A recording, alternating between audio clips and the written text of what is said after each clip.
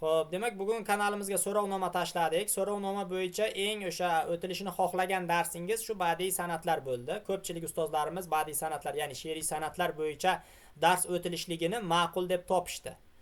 Xo'p, demak mana aka ekraningizda chiqib turibdi. Badiiy san'atlar va qofiya ilmi haqida gaplashamiz. Xo'p, endi boshidan aytsak, ekran tasviri bilan ovoz menimcha joyida, hech qanday muammo yo'q bunda. Men guruhga o'tib olay, savollarni ko'rib ketishim kerak-da. Xo'p, demak boshladik. Badiiy san'atlar ilmi qofiya. Badiiy san'atlar. Endi qarang. Sharq adabiyotida she'riyat ilmi 3 ga bo'linadi-da. Ilmi aruz deyiladi, ilmi bad deyiladi va ilmi qofiya deyiladi. Ilmi aruzda aruzning tuzilishi, uning qoidalari, vaznlar, rukunlar va bahrlar o'rganiladi. Hozir milliy sertifikat test tizimida ilmi aruzdan muammo yo'q, chunki ilmi aruzga oid savollar kelmayapti. Asosiy savollar ilmi bad, ya'ni o'sha badiiy san'atlar va ilmi qofiyadan tushyapti. Ya'ni bizga asosan mana shu ikkita qismi kerak. Endi biz ilmi badga, ya'ni badiyat ilmiga to'xtalamiz, ya'ni san'atlarga to'xtalamiz, soddaroq qilib aytsam. Ilmi bad qismiga. Ya'ni bunda ilmi badda badiiy san'atlar qismi bo'lib, bunda san'atlar ikki xil bo'ladi. Ma'naviy san'atlar, ya'ni ma'no bilan bog'liq bo'lgan san'atlar. Qarang, ma'no bilan bog'liq bo'lgan san'atlar. Bular tashbih, tamsil, mubolag'a va hokazolar. Endi lafziy san'atlar, ya'ni til bilan bog'liq, so'z bilan bog'liq bo'lgan san'atlar. Bular tajniz, ihom, tanosib va boshqa. Endi bularning ma'naviy va lafziy san'atlarining o'sha turlari sizga kerak emas. Bular haqida boshqa o'tirib o'tishingiz shart emas. Endi san'atlarni bir boshidan boshlaymiz. Birinchi bizning oldimizdan chiqadigan she'riy san'atlardan biri takrir bo'ladi. Takrir. Agar ustozlar mabodo dars davomida qo'shimcha savollar bo'lsa, guruhga yozib ketavering. Chunki hozir men mikrofoningizni ochishga chiqara olmayman. Slaydni qo'yib dars o'tyapman. Demak, takrir san'ati. Takrir arabcha takrorlash degani. Bunda she'rda u yoki bu so'zni aynan takrorlaydi. Masalan, misol yozib qo'yibman, qarang. Layli layli yoki ikkinchi baytda majnun majnun so'zlari. Mana shular takroriylikdan kelib chiqayotgan takrir san'atini bizga beradi. Ko'ryapsizmi mana? Layli layli yoki majnundir majnun. Mana shu takrir. Yoki ko'ni bo'l, ko'ni qil, otin ko'ni, ko'ni tiyu bilsin haloyiq seni. Mana shu yerda mana ko'ni so'zida aynan ko'rishligingiz mumkin siz takrir san'atini. Mana ko'ni, ko'ni, ko'ni va yana ko'ni 4 ta ketma-ket takrorlanyapti. Takrir menimcha tushunarli. Xo'p, takrir bo'yicha hech kimda savol yo'q. Davom etamiz. Tardi aks arabcha teskari qilib takrorlash degan ma'noni bildiradi. Endi tardi aks degan nima degani? Tardi aks degani misralar birinchi misrada kelgan tartib bilan kelgan so'zni ikkinchi misrada xuddi shu so'zni tartibini o'zgartirib takrorlash. Ey janon, dard menda sendan ko'p bo'lsa, qanday ajablanadigan joyi bor, chunki barcha zahmatlar faqat sening jismingda xolos, mening esa jonimdadir. Xo'p. Bu yerda tardi aksga misol qilib mana bu so'zni olsa bo'ladi. Mana qaro balo sizga osonroq bo'lishi uchun xuddi shu so'z keyingi misrada balo qaro bo'lib keladi. Ko'rdingizmi? Yoki bo'lmasam qarang, mana bu misramizda menda sendan, keyingi misrada qarang, sening mening. Ko'ryapsizmi? Birinchi misrada kelgan ikkita men va sen so'zlari ikkinchi misrada kelyapti sen va men shaklida. Mana shu jarayon tardi aks san'ati bo'ladi. Tardi aks ketma-ket kelgan so'zlarda ham bo'lishi mumkin, yo orasida so'z taylab ketma-ketga kelmaganda orasida bitta so'z bor, keyin shu so'z kelgan. O'shanda ham tardi aks bo'laveradi. Aynan qaro balo, balo qaro bo'lib, aynan shu ikkita so'z ketma-ket teskari kelishi shart emas. Tushundingizmi? Demak, takrir bilan tardi aksga tushungan bo'lsangiz, bitta o'sha izoh qoldirsangiz yaxshi bo'lar edi. Plus belgisi nima yoki boshqami? Agar savolingiz bo'lsa yozasiz. Demak, Davlatova ustoz, qarang, Gulhayo Davlatova ustoz, takrir aynan bitta ana unda bo'lish shart emas, misrada bo'lish shart emas. U bir baytning ichida bo'lsa ham bo'laveradi. Birinchi misrada bo'lib, shu takrirning davomi ikkinchi misraga o'tib ketgan bo'lsa ham, u baribir takrirligicha qolaveradi ustozlar. Xo'p. 140 dan oshiq, 150 dan oshiq odam darsda bor ekani, bor yo'g'i 10 kishi tushundimi? Bu yoq 10 kishi ham emas. 1 2 3 4 5 6 7 8 kishi tushundimi? Ustozlar sal like bilan qizitib turinglar-da. Meni gapirishim uchun sal emotsiya ham kerak-da. Xo'p, davom etamiz, mayli. Keyingi san'atimiz allegoriya, ya'ni majoz san'ati bo'ladi. Bu san'at endi hech o'sha milliy sertifikat testlarida tushganini ko'rmaganman. Tushganiga hech ko'zim tushmagan. Endi allegoriyani baribir tushuntirib o'tib ketay qanday san'atligini. Allegoriya bu ramzning bir ko'rinishi bo'lib, voqea, hodisa, narsa, buyumning mavhum tushunchasi o'rnida aniq tasvirni beradi. Masalan, ayyor va aldamchi kishiga nisbatan biz tulki so'zini ishlatamiz. Mana shu tulki so'zini ishlatishimiz allegoriya, ya'ni majoz bo'ladi. Ochko'zga nisbatan bo'rini yoki mehnatkashga nisbatan chumolini ishlatamiz. Mana shu jarayon allegoriya bo'ladi. Xo'p, davom etamiz. Keyingisi anafora san'ati. Anafora san'ati bir misraning boshidagi so'z yoki so'z birikmasini boshqa misralarning boshida ham takrorlanib kelayverishi. Anafora san'atini ham hech ko'rmaganman milliy sertifikat testlarida kelganini, lekin attestatsiya testlarida keladi. Attestatsiya testlarida anafora mazani qochiradigan san'atlardan bittasi bo'ladi, eslab qolish kerak. Lekin milliy sertifikatda ko'rmaganman. Mana qarang. Endi odam quldek sotilmas, endi odam o'tga otilmas, endi unga qafas bo'lmas jon, endi dunyo bo'lmaydi zindon. E'tibor bering, endi so'zlari har bir misraning boshida kelyapti. Mana shu jarayon anafora san'ati deyiladi. Keyingi san'atga o'taman. Alliteratsiya san'ati. Alliteratsiya san'ati ham endi ustozlar men san'atlarni bir chetidan tushuntiryapman, o'gaylamasdan. Shuning uchun sal cho'ziladi, aybga buyurmaysizlar. Men faqat milliy sertifikat emas, umumiy attestatsiya bilan qo'shib hisoblaganda she'riy san'atlarni tushuntiryapman. Alliteratsiya ham xuddi shunday. Bizga ko'pincha attestatsiya uchun kerak bo'ladi, milliy sertifikatlarda tushmaydi.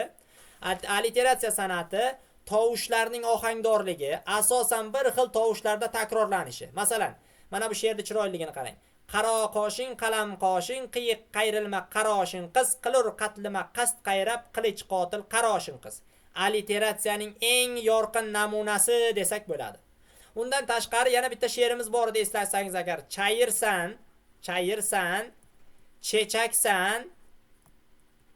chechaksan va chuchuksan. Chuchuksan so'zsiz. Mana shu she'r qaysi she'r edi? Kim aytadi menga? Chayirsan, chechaksan, chuchuksan so'zsiz. Qaysi she'r edi? Kim biladi? Aha, qo'ldosh ustoz, ha, to'ppa-to'g'ri. Mirtemirda edi yo'q dedilar. Xo'p, bu yerda cheche kelyapti. Rahmat, o'sha Hafiza shogirdimizdan javob keldi. Toshbuda bor. Toshbu she'rida chayirsan, chechaksan, chuchuksan deydi. O'sha joyda ham alliteratsiyani ko'rish mumkin. Qisqa bo'lsa ham ma'lum bir joyda bor. Davom etamiz. Harf san'ati. Kitobat san'ati. Kitobat degani bu arab alifbosidagi harflarni she'riy misralarning ichiga keltirilishligi kitobat san'ati deyiladi. Tushunyapsizmi? Badiiy tasvirda arab harflari kelish kerak. Masalan, nigora bori g'ambirlab faqiri notavon aylab, alifdek qomatimni lom alif yangliq duto qilding. Huvaydoga tegishli mana shu yerdagi alif bilan lom alif arab alifbosidagi harflardan ishlatish. Bu kitobat deyiladi. Kitobat san'ati mana shunday holatda yuzaga chiqadi. Xo'p. Assalomu alaykum ustoz. Orazni yopqoch ko'zimni sochilar yoz, bo'ylakim. Ha, bu ustoz tamsil misol keltirish san'ati bo'ladi. Abdurazakovning ustozimiz. Bu haqida hozir izoh beraman. Tamsilga o'sha to'xtalib o'taman hali. Xo'p, endi davom etamiz. Husni ta'lil, ustozlar, husni ta'lil tushadi. Husni ta'lilga ehtiyot bo'lamiz. Mana bu yerdagi harf san'ati, kitobat ham tushadi. Kitobatni eslab qoling. Milliy sertifikatchi ustozlar hushyor tortamiz. Kitobatni eslab qoling. Va keyin siz husni ta'lilni eslab qoling. Attestatsiya ham milliy sertifikat ham. Husni ta'lilga hushyor bo'lamiz. Husni ta'lil qanday san'at? Qarang, adabiy asarlarda tasvirlanayotgan biror hodisaga shoirona biror sabab keltirish. She'rda biror voqeani unga aloqasi bo'lmagan boshqa voqea bilan tasvirlash husni ta'lil deyiladi. Husni ta'lil bilan tamsil o'xshaydi. Husni ta'lil bilan tamsil o'xshaydi. Lekin tamsilda e'tibor bering, shoirona chiroyli dalillab aloqasi bo'lmagan voqea misol keltiriladi. Aloqasi bo'lmagan voqea misol keltiriladi. Tabiatdagi biror bir voqea, aloqasi bo'lgan tabiatdagi biror bir voqea misol keltirsa, u tamsilga o'tib ketadi. Husni ta'lilni qarang. Mana garchi shuncha mag'rur bo'lsa ham piyolaga yegilar choynak. Endi choynak bilan piyolani mag'rurlikka qanday aloqasi bor? Hech qanday aloqasi yo'q. Lekin shoir shunchalik ustalik bilan foydalanganki, aynan mana shuni bizga kirgizib o'tib ketgan. Ya'ni o'sha mag'rurlik bilan choynak piyolaning bir-biriga chiroyli ko'rsatib ketgan. Bu jarayon chiroyli dalillanish, ya'ni husni ta'lil deyiladi. Xo'p. Qo'ldosh va Nargiza ustozimizdan bitta savol kelibdi. Istixroj. Albatta ustoz, hozir qarang, men sizga bitta post tashlab beraman. Kitobat bilan istixroj o'zi arab alifbosiga asoslangan san'at turlari. Ikkalasi ham, kitobatda ham, istixrojda ham xuddi shunday arab alifbosi bor. Qayerga qo'ygan edim ha? Faqat ma'lum ma'noda ma'nosidan farq qiladi o'sha tuzilish jihatidan. Mana aka shuni men kanalga tashlay. Bir tak mana aka. Mana ustoz, mana e'tibor bersangiz kanalga tashladim. Qo'ldosh va ustoz, qarang. Istig'rojda kitobat asosida harflar yig'iladi, so'z yasash san'ati bo'ladi. Harflar orqali yashirin ma'no chiqarish bo'ladi istig'roj. Masalan, anavi nun eltibon degan g'azal bor edi-ku, Ogahiy deydimi? Qatl so'zini hosil qilgan, bilasizmi? Qatl so'zini, nas so'zini hosil qilgan. Ana shu nas so'zining yasalishini biz kitobat deb o'rganib ketamiz. Aslida ana shu istig'roj bo'ladi. Endi she'riy san'atlarda bu istig'roj deb tushmaydi.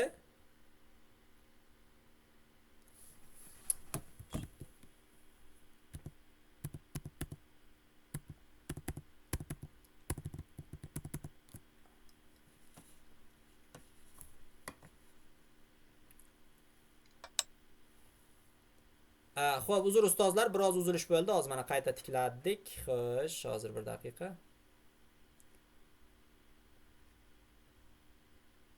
Mana aka, menimcha ekran bilan ovozga bitta izoh qoldiringizlar, o'rtada bitta uzilish bo'ldi-da ustozlar.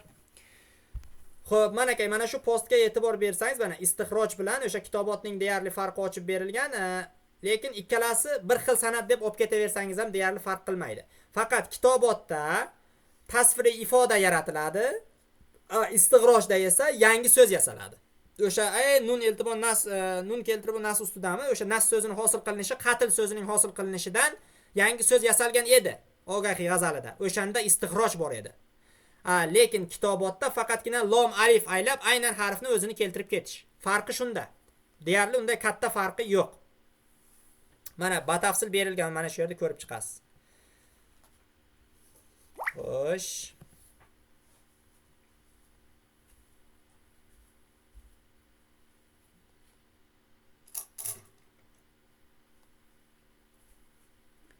Davom etamiz ustozlar.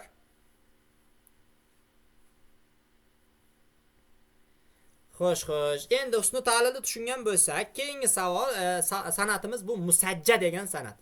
Musajja boya bitta ustozimiz savol berdilar. Ustoz, ichki qofiya nima? U qanday topiladi dedilar. Ustoz, birinchi o'rinda avval aytib o'tay, ichki qofiya bo'lsa, demak o'sha baytda musajja san'ati bor deb olinadi. Ichki qofiya bo'lsa, demak o'sha joyda musajja san'ati bor deb olinadi. Endi ichki qofiyani qanday topamiz? Ichki qofiyadagi muammo qanday bo'ladi? Qarang. Ba'zi baytlarda bitta qofiya keladi, ba'zi baytlarda ikkita qofiya keladi. Bitta qofiya odatda asosiy qofiya bo'ladi va u baytning oxirida keladi. Mana asosiy qofiya u.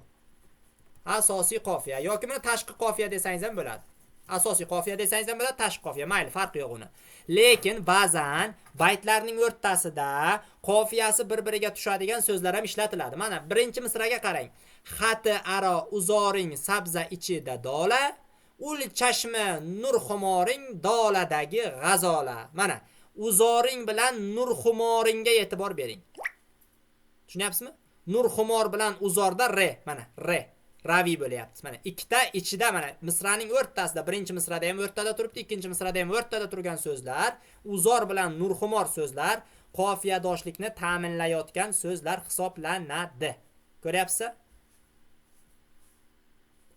Mana shu so'zlar endi aynan musajja san'atini bizga beryapti. Davom etamiz. Musajjaga boya savol bergan ustozimiz endi tushundilarmi ichki qofiyaga?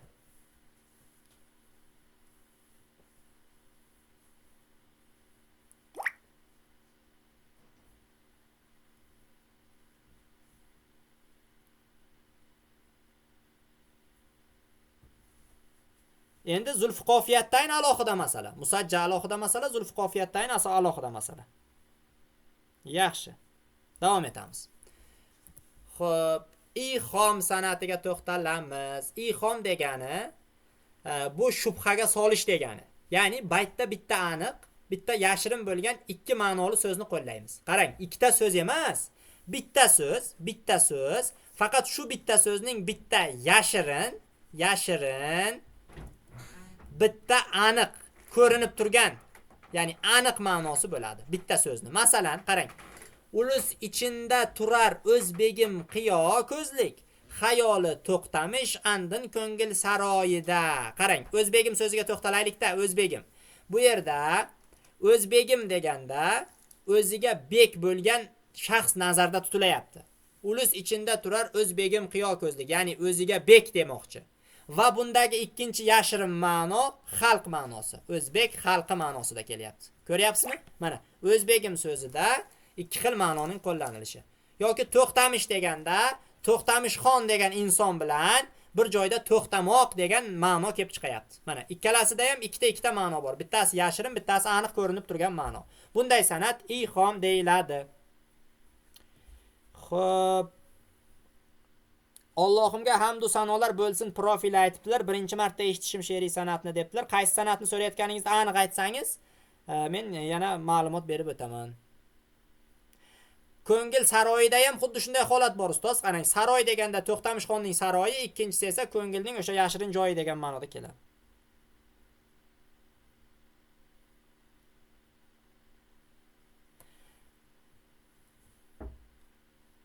Yana bitta ma'lumot berib ketay. Mana ko'pchilik ustozlarimiz aytayaptilar, ixomni qanday farqlayman degan ma'no kelyapti. Ustoz qarang, ixomni yana bitta ma'nosi o'z va ko'chma ma'no. Mana osongina tushuntiray. Ya'ni bitta so'z qo'llanadi, o'sha so'zni o'sha baytning ichida ham o'z ma'nosi amalda bo'ladi, ham ko'chma ma'nosi amalda bo'ladi. Bo'ldi. Mana shunday deb tushuning. Ya'ni ixom ko'p ma'noli so'zning qo'llanilishligi deng. Ko'p ma'noli so'zning qo'llanilishligi deb tushunsangiz bo'ldi. Go'zal Yusupova ustoz bir marta chiqib qayta kiring chatga, balki keyin ko'rinar sizga. Demak, davom etamiz. Ha, albatta ixom shubhaga solish bo'ladi. Shubhaga solish degan ma'noni bildiradi. Xo'p, davom etamiz. Keyingi sanat. Irsoli masal. Bu ham ustozlar tushadi. Ixom ham tushadi, irsoli masal ham tushadi. Irsoli masalga ehtiyot bo'ling. Lekin juda oddiy sanat. Ya'ni baytda maqol yoki iborani qo'llash. Maqollar va iboralarni qo'llash bizga aynan irsoli masalni beradi. Menimcha qiyin emas bu. Masalan, xunob ichar vaqtimdan xush kelding ko'ngil kim xalqaro. Yaxshi masaldir kim kelar yaxshi kishi osh ustuna. Mana shu yerda mana bitta maqol qo'llangan, bu irsoli masalni beradi. Undan tashqari oyog'ingga tushar har lahza gisu bilasiz g'azali bor, o'sha u ham boshdan oyoq irsoli masalda yozilgan. Ya'ni har bir baytda bittadan o'sha maqol qo'llangan. Bunday boshdan oxirigacha bittadan maqol qo'llab chiqish shart emas. Bir dona maqol keldimi, demak u irsoli masal deyiladi. Albatta lutfida davom etamiz. Istiyora sanati. Istiyora sanati demak tashbihga o'xshab ketadi ustozlar. Soddaroq qilib biz kinoya tashbih desak ham bo'ladi. Qarang, badiiy asarlarda so'zlarni o'z ma'nosida emas, balki majoziy ma'noda qo'llash, ya'ni metafora. Tilshunosligimizda ona tilimizdagi metafora bor-ku. Mana metafora. Mana metafora sanati, metafora ma'no ko'chishi badiiy adabiyotda istiyora deyiladi. Siz mana matnning ichidan metafora ko'rdingizmi? Ikkilanmasdan istiyora olavering. Qarang. Keldi ochilir chog'i o'zliging namoyon qil, parchalab kishanlarni har tomon parishon qil. Kishanlar so'ziga e'tibor bering. Kishanlar so'ziga e'tibor bering. Qanday kishan nazarda tutilayapti? Ya'ni bandi qilmoq, cheklamoq, cheklovlar demoqchi. Cheklov. Aynan kishan emas, qo'lga toqilgan kishan emas, cheklov nazarda tutilayapti. Cheklov bilan kishan bir-biriga mazmuniy o'xshaganligi uchun metafora asosida ma'no ko'chayapti. Demak, bu sanat istiyora deyiladi. Tushunyapsizmi? Agarda mana shu bayt qanday bo'lganda, qarang misol, parchalab kishan kabi cheklovlarni, kishan kabi cheklovlarni. Mana bunday bo'lganda edi, ya'ni qarang, parchalab kishan kabi cheklovlarni bo'lganda edi, bu tashbih bo'lar edi. Lekin cheklov bilan kabi yo'qligi uchun, kishanning o'zi borligi uchun metaforada ma'no ko'chadi va bu istiyora sanati deyiladi. Mana ustozimiz Mukarramxon ustozimiz aytganlaridek, masalan, gul kabi go'zal yor emasda, ey gul desak istiyora. Agar gul kabi go'zal yor desak tashbih. Mana aka tashbih bilan istiyorani farqini farqlab olgan ustozlarimiz bitta plyus belgisini qoldirsangiz juda ham zo'r bo'ladi. Qozonning qulog'i singar desangiz ham bo'laveradi ustoz. Xo'p, davom etamiz. Risol masal qo'shtirnoqqa turadimi debdilar. Maqol matal ustoz qo'shtirnoqning ichida bo'ladi. U ustoz aynan masal durkim degan joyi kelishi shart emas ustoz. Abdulazizovna ustoz. Xohlaganda kelishi mumkin. Faqat maqol bo'lsa bo'ldi. Endi maqolni bemalol farqlaysiz-ku, qo'shtirnoq bilan yozilgan bo'ladi, bemalol maqolni ko'rib olaverasiz. Tamsil bilan Risol masal ustoz o'xshash, lekin ikkalasining farqini boya yuqorida aytib o'tdim. Xo'sh, rahmat ustozlar. Davom etamiz. Keyingi san'atimiz ishtiqoq san'ati. Ishtiqoq san'ati ham ustozlar tushadi.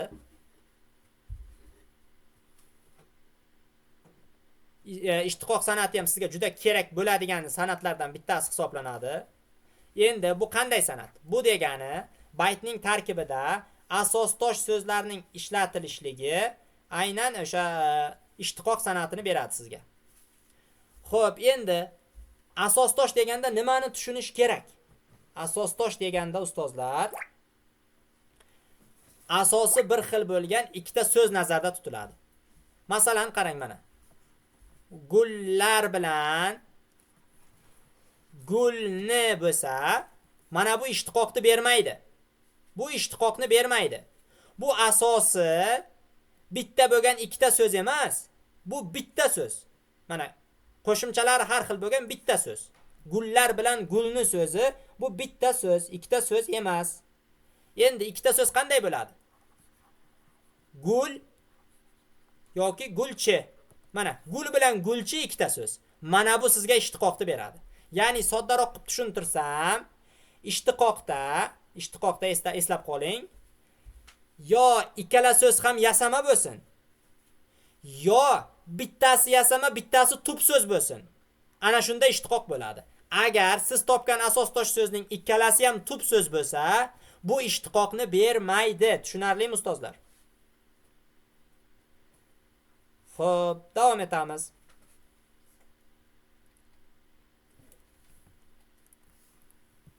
Keyingisi jonlantirish. Jonlantirish ham ustozlar tushadi. Jonlantirishning ikkita turi bo'ladi. Tashxis degan turi bo'ladi, intoq degan turi bo'ladi. Jonlantirishdagi tashxis turi qanday narsa bo'ladi? Bu tashxisda insonga xos bo'lgan xususiyatlarni jonli va jonsiz narsalarga olib o'tishlik.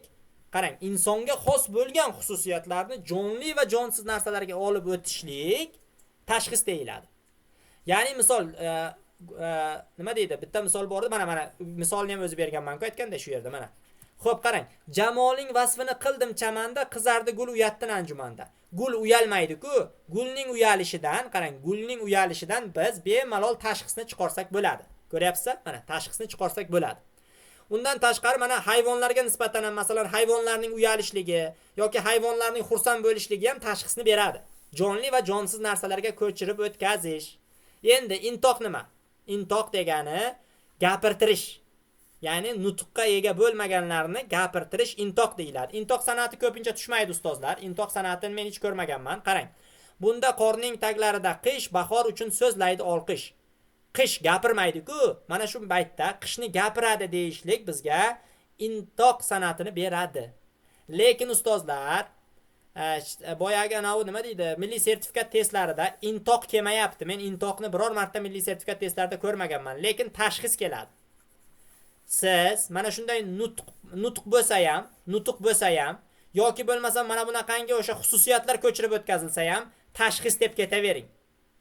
Mabodo nutqning o'zi kelsa intoq ekan deb yozib qo'ymang. Shu tashxis deb yozsangiz to'g'ri chiqadi. Intoq esingizga kelmasa tashxis deb yozsangiz ham to'g'ri chiqadi. Chunki milliy sertifikatsiyasida, ya'ni o'sha testlarning tuzilishida tashxis bilan intoqni ko'p ham farqlamayapti. Davom etamiz. Xo'p, keyingi san'atimiz laf va nashr. Laf va nashr o'sha kechami yo kechadan oldingi kunmi variantimizda bor edi. Qarang, bu san'atda, she'riy baytda avval bir necha narsa yoki tushunchalarning nomi ketma-ket aytiladi. Birinchi misrada bir nechta narsalar ketma-ket aytiladi. keyin ular haqidagi hukmlar ikkinchi misrada ketma-ket aytiladi. O'zi laf degani yig'ish, nashr degani yoyish. Qarang, masalan, qoshing, irning, yuzing, ey rashki rizvon. Qarang, birinchi misrada nima ketyapti? Birinchi misrada qosh, ir, ya'ni lab, ya yuz. Demak, mana birinchi misrada 3 ta. Qosh, irning, yuzing.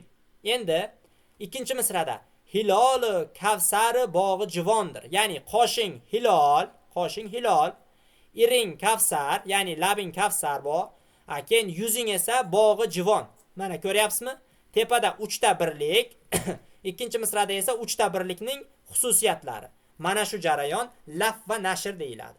Eslab qoling, laf va nashr mana shu. Baytning birinchi misrasida lafda avval qosh, so'ngra irin sanab o'tilib, ikkinchi misrasi nashrda uning xususiyatlari berilyapti.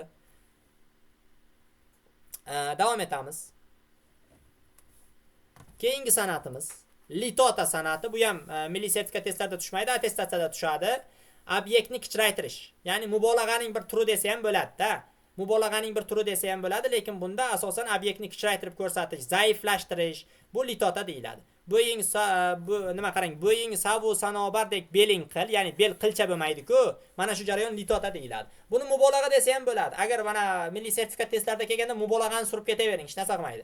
Yoki bo'lmasa mana bu paridagi o'ltirur, bir qatla suv bilan yutsa bo'lur degan anavi ham bor, g'azal ham bor. Unda ham xuddi shunday mubolag'a litota turi qo'llangan, bemalol mubolag'a deb olib ketaversangiz ham bo'ladi. Davom etamiz. Mana mubolag'ani turlari. Endi mubolag'a degani bo'rttirib, orttirib tasvirlash. Menimcha buni juda ham yaxshi bilasiz. Buni turlari bor. Tabliq, ig'roq, g'uluv, bulugh yoki ifrot. Endi bular haqida men ma'lumot berib o'tirmayman ustozlar, chunki tabliq, ig'roq, g'uluv, bulugh, ifrot deb yozish shart emas. Mubolag'a bo'lsa bo'ldi. Attestatsiyada ham, milliy sertifikatda ham uni turlari so'ralmaydi. Turlari so'ralmaydi. Faqatgina mubolag'a bormi, yo'qmi shuni so'raydi. Bor yoki yo'q. Tamom. Buni undan ortig'i sizga kerak emas. Boshingizda ortib o'tirmang ustozlar. O'zi shunda ham ma'lumotlar achib yotibdi. Qaysi birini o'qishni bilmaysiz. Xo'p, musavviyat taraffayn degan she'riy san'at. Bu ham attestatsiyada tushadi, milliy sertifikatlarda kuzatmaymiz. Musavviyat taraffayn ikki yoqlama teng she'r yozish. Qarang, mana bu she'rni bundayiga o'qisangiz ham bir xil, bundayiga o'qisangiz ham bir xil bo'ladi. Ul sho'xi ochildi xati ruxsori, ochildi rayonida yuzi gulnori, xati yuzi besabr qarori manman, ruxsori gulnori manman zori. Endi shuni tepadan pastga qaratib o'qisangiz ham xuddi shunday ma'noni bemalol topa olasiz. Mana shu musavviyat taraffayn deyiladi. Xo'sh, keyingisi peysaj, tabiat tasviri berilishi, bu ham ko'p kelmaydi. Radul matla. Radul matla degani matlaning maqtada qaytib kelishi. Matla degani baytning g'azalning boshlanishi 2 bayti, matla degani quyosh chiqish. Maqta degani esa g'azalning oxiridagi 2 bayt tugash, eng oxiridagi tugash. Ana shu radul matla deyiladi. Bu ana qoshi yosinmi deyin, ko'zi qarosinmi deyin deb nomlangan o'sha radifli g'azalda bor edi, bilsangiz, birinchi bayt 14-baytda qaytib kelgan. Birinchi misra 14-misrada qaytib kelgan baytda debman. Xo'p, ruju san'ati, bu ham ruju ham keladi, rujuga ham hushyor bo'lamiz. She'riyatda shoirning oldingi misra yoki baytda ifodalangan fikri, qo'llagan badiiy tasvir vositalaridan qaytgandek bo'lib, keyingi misrada yoki baytda unga qaraganda kuchliroq ifoda she'riy san'atni beradi. Masalan, 18 yil dema, 180 yil o'lsa o'ltirur, husn shohi ul bahorki ko'zi qoshindadir. Qarang, birinchi aytayapti, 18 yil dema, 180 yil o'lsa o'ldirur. Ko'ryapsizmi? Yoki bo'lmasam bu yana ruju qayerda bor edi, bilasizmi? Ruju ana unda bor. Farhodning ta'riflanishida ham ruju bor edi, eslasangiz agar. Nima deydi? Otashin Farhodni ta'riflayotganda ham aytar edi. Hozir men aynan yodimda kelmay qoldi. Onaning gulida deydi, ya'ni o'sha Xoqonning bog'ida deydi, otashin deydi, gul ochildi deydi. Shabiston, bo'ldi, esladim ustozlar. Shabistonda tug'di yangi bir oy deydi. Yo'q, yangi oy emas, mehri olamoray deydi. Esimga keldi. Shabistonda qorong'ilikda bir oy tug'di deydi. Qorong'ilikda oy chiqdi deydi. Keyin ikkinchi misrada aytadi, yo'q, bu oy emas deydi, mehri olamoray, ya'ni oy emas, bu quyoshdir deydi. Ko'ryapsizmi? Mana shunday san'at ruju deb ataladi ustozlar. Endi mana ko'p gapiravergandan keyin ko'p narsalar ham yodga kelmay qoladi. Mana ustozlarimiz ham eslatib yubordilar, Shabistonda deb boshlanadi. Davom etamiz. Tadrij san'ati. Tadrij ham keladi. Milliy sertifikatda tadrij ham uchraydi. Hushyor bo'lamiz. Attestatsiya milliy sertifikatda tadrij bo'ladi. Tadrij degani voqea, ma'no yoxud vaziyatni darajalab asta-sekinlik bilan orttirib borishlik tadrij deyiladi. Qarang, agar oshiqligim aytsam, kuyib joni jahon o'rtar. U ishq sirini bayon etsam, hattoki xonimon o'rtar. Qarang, aytayapti. Avval jonim o'rtaydi, birinchi daraja. Keyin jahon o'rtaydi, ikkinchi daraja. Xonimon, ya'ni barcha narsa o'rtaydi, uchinchi daraja. Ko'ryapsizmi? Oshiqligimda deyapti, bayon qilsam, avval birinchi jonim o'rtaydi. Jondan keyin jahonim o'rtaydi. Keyin xonimonim, barcha narsam o'rtaydi, ya'ni yonadi demoqchi.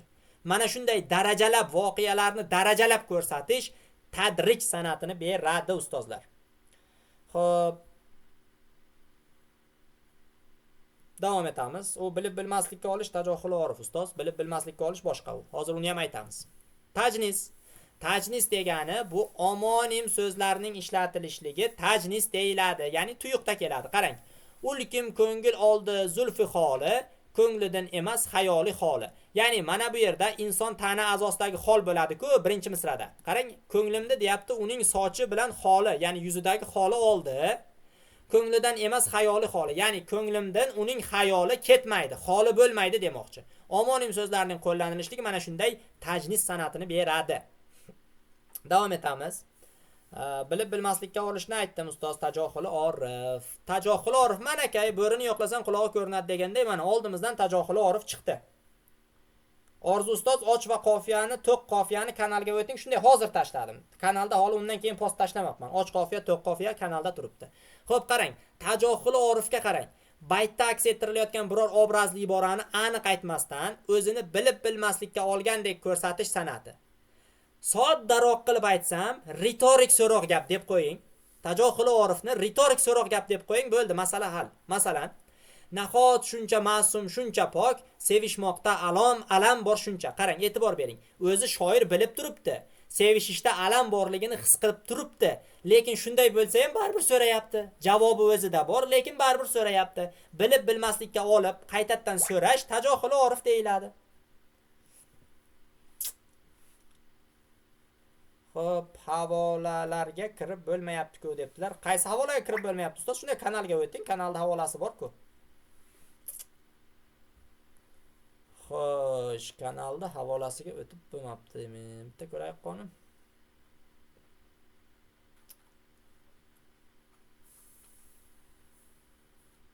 Xo'sh, demak endi hali she'riy san'atlarimiz bor ustozlar. Undan tashqari hali qofiya ilmi, undan tashqari ravi, radif degan tushunchalarimiz bor.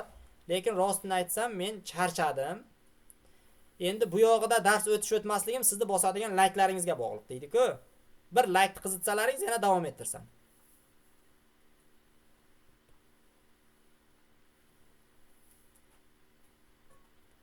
Mana aka kanalda linkini tashladim, o'sha link bilan o'tishingiz mumkin. Bir laykni qizitinglar ustozlar. To siz layk qizitganingizcha men laykka termilib qarab turaman, jag'im bir dam oladi deydi-ku.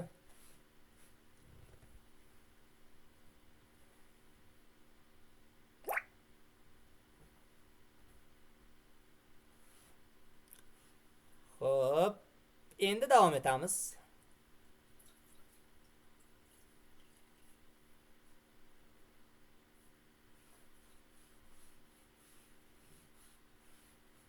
Xo'p, rahmat ustozlar. Ana bu boshqa gap. Endi ishlasa bo'ladi. Davom etamiz. Tajohul orif tushunarli. Endi talmih san'ati. Talmih degani, qarang, mashhur tarixiy shaxslar. Faqat shaxslar bilan to'xtamang. Talmihga faqat shaxslar emas. Qarang, shaxslar yoki maqol va qissalarga ishora. Ya'ni qissaning o'zi yoki maqolning o'zi emas, o'shanga ishora qiluvchi so'z. Yoki adabiy qahramonlarning nomi. Ko'ryapsizmi? Demak, talmih deganda biz tarixiy shaxsga to'xtab qolmasligimiz kerak. Tarixiy shaxsdan tashqari maqol yoki qissalarga, voqealarga ishora qiluvchi so'zlar va adabiy qahramonlarning nomlarini ham biz bemalol talmih olsak bo'lar ekan. Masalan, jomi jam birla Xizr suyi nasibimdir mudom, jomi jam, Xizr suyi, soqiyo atark jaylab gado bo'ldim sanga. Mana shu yerda Xizr suyi bilan jomi jamlar bular o'sha talmihni beradi.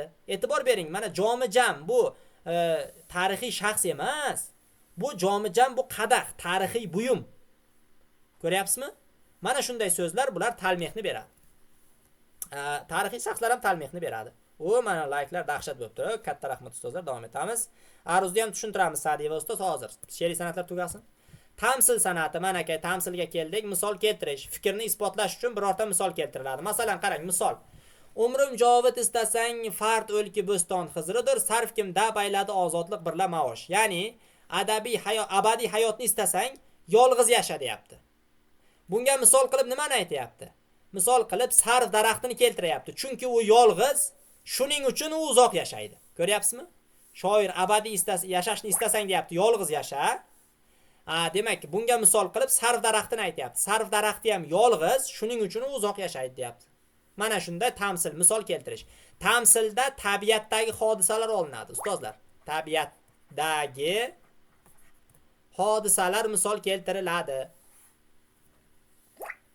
Navoiyni ham o'sha Lutfiga taqdim etgan g'azali bor-ku, Orazni yopqoch ko'zindan sochilar lag'za, yosh paydo bo'ldi, yulduz misol paydo bo'ldi, ulg'ach quyosh. Mana shunda ham tamsil bor. Tabiatdagi misol keltirish san'ati. O'sha 2 baytda ham tamsilni ko'rsangiz bo'ladi. Davom etamiz. Tanosib. Tanosib qanday san'at? Tanosib ustozlar uyadosh so'zlarning kelishi.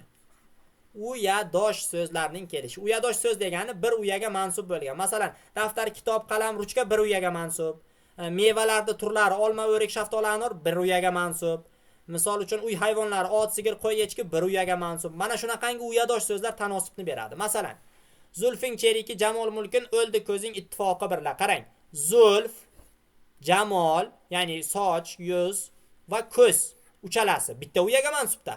Boshda joylashgan kamasi bitta uyaga mansub. Mana shunday bir uyaga mansub so'zlar sizga albatta tanosib san'atini beradi. Xo'p, davom etamiz. Tarsi. Tarsi nima? She'rda birinchi misra so'zi bilan ikkinchi misra so'zlarini bir-biriga ohangdosh, vazmindosh kelishi. Tarsi degani bu ipga tizilgan marjon degan ma'noni bildiradi. Tarsining ma'nosi ipga tizilgan marjon. Qanday bo'ladi? Qarang. Misol, yod etmas emish kishini g'urbatda kishi, shod etmas emish ko'ngilni mehnatda kishi. Qarang, yod bilan shod qofiyadosh, birinchi misradagi so'z bilan ikkinchi misra. Etmas bilan etmas, emish bilan emish, kishini bilan ko'ngilni, g'urbatda bilan mehnatda, kishi bilan kishi. Ko'ryapsizmi? Mana har bir o'sha birinchi misradagi so'zlar ikkinchi misrada qofiyadosh bo'lib kelishligi ipga tizilgan marjon, ya'ni tarseni beradi ustozlar. Tarse degani mana shu.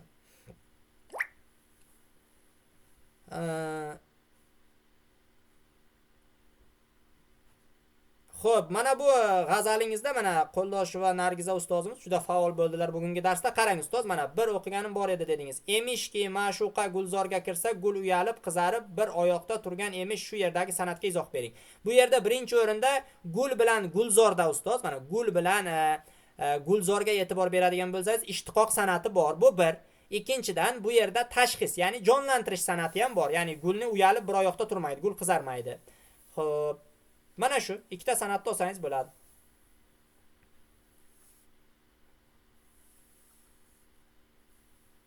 Hosila ustoz, endi iloji yo'q. Bugun uxlash u xom xayol. Bugun uxlamaysiz. Bosh qabul qilsa ham, qilmasa ham ishlaymiz, iloji yo'q. Xo'p, davom etamiz. Endi tarda aksda ham boya savol bo'lib kelgan edi. She'rning birinchi misrasida keltirilgan so'zning qaytib kelishligi, buni aytib o'tdim. Bu yana qaytib keldi, o'tib ketamiz. Tazmin san'ati. Tazmin, bu ham o'sha milliy sertifikat testlarida hech ko'rmaganman, balki kelib qolishligi mumkin. Tazmin degani bir narsani ikkinchi bir narsa orasiga qo'yish degan ma'noni bildiradi. Bunda san'atkor yaratilayotgan asarga boshqa bir shoirning o'sha baytlaridan yoki misralaridan o'zgartirishlarsiz ma'lum bir jumlani olib kirib qo'yadi. Masalan, Mashrabning o'sha sensan sevarim xohinon xohinonma, qondir jigarim xohinon xohinonma, g'ami shomi firoqing, mana shunda bilsangiz agar sensan sevarimni tazmin qilib Mashrab olib kirgan. Tazmin g'azal degani shu. Xo'p, davom etamiz. Tazod zidlantirish. Bunga izoh berishim shart emas menimcha. Mayli, shunday bo'lsa ham izoh beray. Bir-biriga zid tushunchalar. Tazod qarang, aynan antonim so'z bo'lishi shart emas. Masalan, fe'lning bo'lishli bo'lishsizligi, bordi, bormadi yoki bo'lmasa mantiqiy tazod. Masalan, qizil qora so'zlardan ham tazod chiqishi mumkin. Tazod aynan bir-biriga g'irt antonim bo'lishi shart emas. Bir-biriga qarama-qarshi fikrlar, bir-biriga qarama-qarshi so'zlarning barchasi tazod bo'lib ketaveradi. Tazod deganda faqat antonimlikni qidirmang, bu xato. Xo'p, tashbih, o'xshatish, uni bilasiz. Masalan, ul sanam kim suv yoqasida paridek o'ltirur. Mana paridekda mana tekka e'tibor bering. Paridek, pariga qiyoslanyapti. Paridek o'ltirur, g'oyat nozikligidan suv yutsa bilsa bilan, suv bilan yutsa bo'lur. Mana shu yerda paridek bu tashbihni beryapti. Xo'p, ustozlar, mana shu tashbih bilan she'riy san'atlarimiz yakun topadi. Endi ustozlar, nasib ilmi qofiya, ya'ni ilmi qofiya bo'limiga o'tib, qofiya haqida fikrlarni davom ettirib ketamiz. Xo'sh, demak, qofiya degan nima? Arabchadan ergashuvchi degan ma'noni bildiradi. Misralarning oxirida so'z yoki ma'lum bir bo'g'in yoki bir qo'shimcha, ba'zan esa ma'lum bir so'z birikmalarining bir-biriga ohangdosh bo'lib kelishi qofiya deyiladi. Qofiyaning turlari bor. Masalan, och qofiya, to'q qofiya bor. Ya'ni qofiyadosh so'zlar bir-biriga to'la mos tushsa to'q qofiya deyiladi. Bo'g'inlarining soni farq qilsa yoki harflari bir-biriga mos tushmasdan faqatgina raviyning o'zi mos tushsa, bu och qofiya deyiladi. Xo'p, endi raviy nima? Raviy bu qofiyadoshlikni ta'minlaydigan tirgak tovush raviy deyiladi. Raviy so'zining ma'nosi yukni tuyaga bog'laydigan arqon degan ma'noni bildiradi. Xo'p, masalan, jonimsan, zabonimsanda ne? Mana aka, jonimsan, zabonimsanda e'tibor bering, mana bu ne?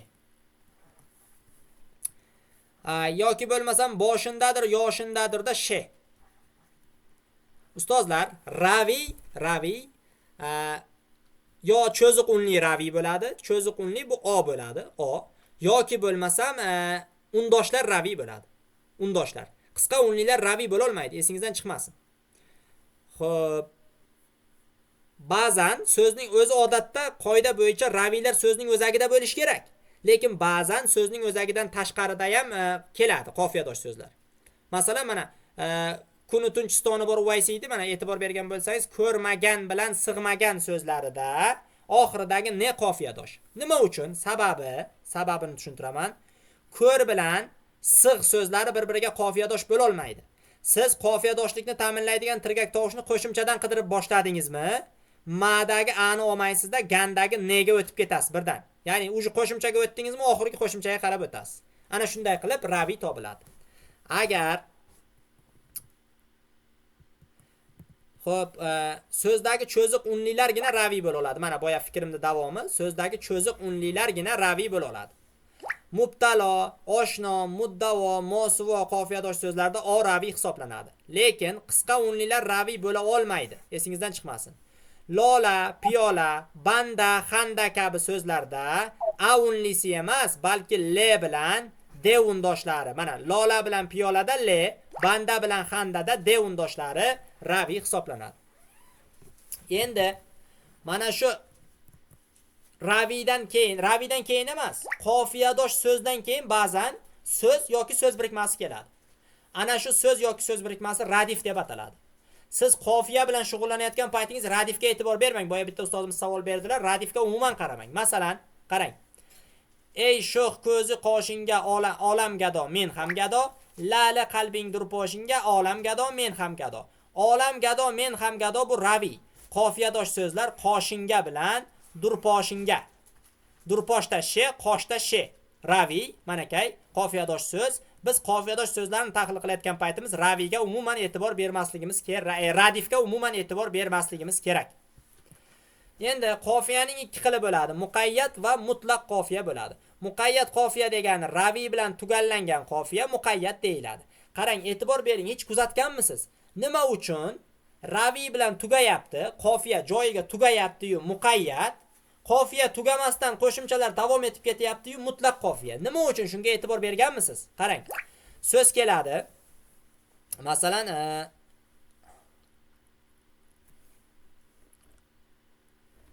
tun oqshom bo'ldi-yu, kelmas mening shami shabistonim, anduh o'tdi har dam kuyar parvonadek jonim. Xo'p, mana bu yerdan ko'raylik. Mana misol, mana qarang. Mana bu ikkita so'zga e'tibor beraylik.